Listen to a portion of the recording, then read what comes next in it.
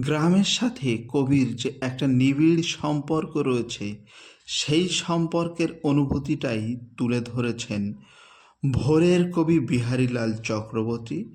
কবিতা গায়ের টান। কভু ভাবি পল্লী গ্রামে যাই, নামধাম সকল লুকাই।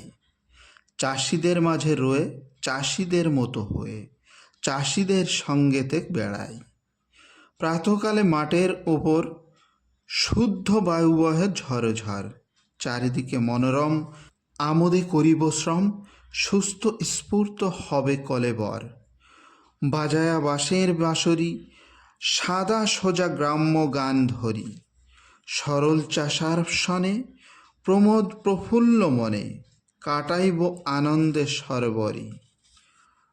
বর্ষার যে ঘোর নিশাই, সৌদামণি মাতিয়ে বেড়াই। ভীষণ বজ্রের নাদ, ভেঙে যেন পড়ে ছাদ। বাবু সব কাঁপেন কোঠায়, সে নিশাই আমি ক্ষেত্র তীরে, নড়বড়ে পাতার কুটিরে। স্বচ্ছন্দে রাজার মতো ভূমে আছি নিদ্রাগত, প্রাতে উঠে দেখিব মিহিরে।